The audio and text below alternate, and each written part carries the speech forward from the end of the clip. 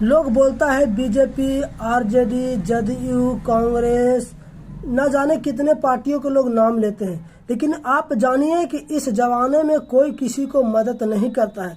जो अपने दम पे उगता है ना, उनको दुनिया पूजते हैं।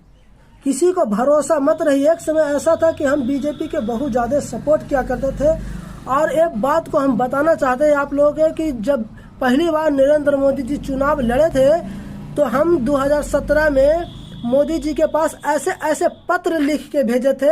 हम प्रेम कुमार जी के द्वारा, गया के प्रेम कुमार जी है विधायक, उनके द्वारा हम पत्र लिख के भेजे थे, जो आज दुनिया में विख्यात है। लेकिन हम इस चीज़ को नहीं अभी बोल पाएंगे क्योंकि मेरा तजुर्बा अभी बहुत कम है और बहुत हम जो सबसे छोटा जीरो होता है ना, उस जीरो है हम।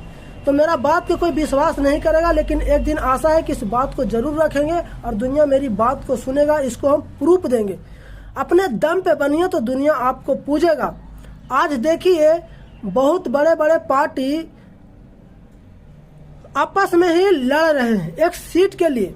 आज देखिए मनीष कश्यप को बीजेपी से सीट नहीं मिला, पवन सिंह को बीजेपी से सीट नहीं मिला, जो कि 2014 से नरेंद्र मोदी जी को बीजेपी के फैन रहे। कई ऐसे गाना गाए जो दुनिया में नाम हुआ बीजेपी को, प्रचार किए कहां कहां जा करके। गुंजन सिंह के देखिए आप, बीजेपी के फैन था लेकिन उनको भी टिकट नहीं मिला। तो इससे साबित होता है कि कोई किसी पार्टी किसी को मदद नहीं करता, अपने दम पे होता है, उसी को दुनिया पूजता है।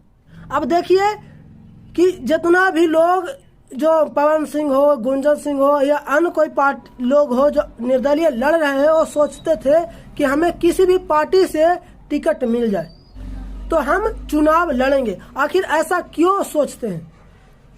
क्योंकि वो जानते हैं कि अगर पार्टी से हम लड़ेंगे तो वो ज़्यादा प्रचलित है, उनके नाम पे हमें वोट मिलेगा।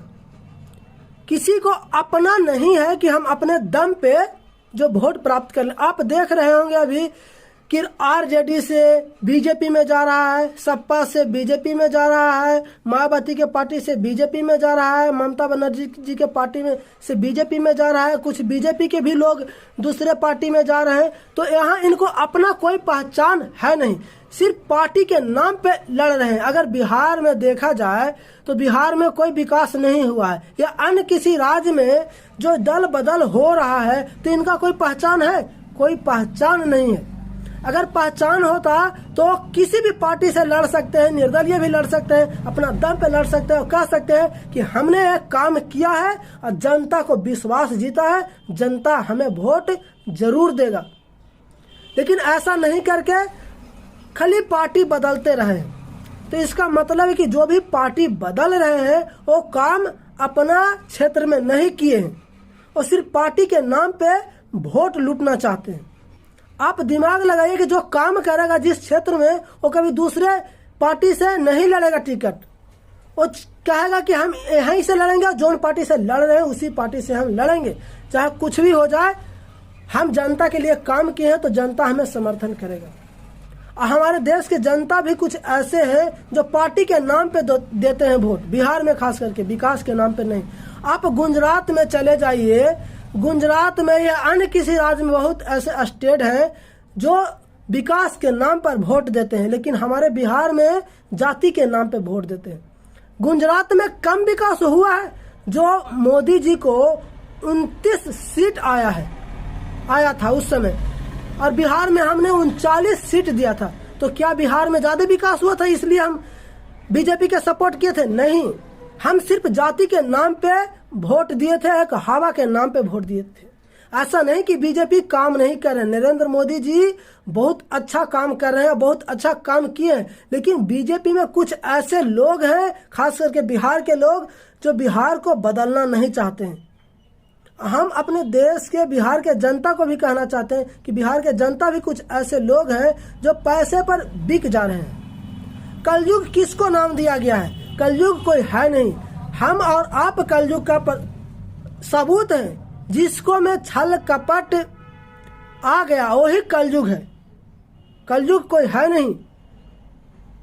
पैसे के लोभ में एक दूसरे को हत्या कर दे रहे हैं, पैसे के लोभ में एक दूसरे को बुराई कर दे रहे हैं, पैसे के लोभ में अन्य किसी अच्छे लोगों को बुरा बना दे रहे हैं, बुरा लोगों को अच्छे बना दे रहे हैं। यही कलयुग है, असली कलयुग यही है। तो दोस्तों, अपने आप को समझने की कोशिश कीजिए और अपने आप को बदलने की कोशिश कीजिए। हम नहीं कहते कि आप किसी भी पार्टी का समर्थन करिए या ना करिए, हम ये नहीं कहेंगे। आप करिए, जिससे आपको फायदा हो रहा है उसको समर्थन करिए, मगर बगैर मतलब के कुछ ऐसे शब्द का इस्तेमाल ना कीजिए जिससे आने वाला भविष्य में आपको तकलीफ हो, क्योंकि आने वाला समय में आपको तकलीफ होगा तो कोई भी पार्टी आपको साथ नहीं देगा। इस चीज को हम परख चुके हैं और समझ चुके हैं। बाकी आपको क्या राय है कमेंट करके जरूर बताइए। जय हिंद, जय भारत।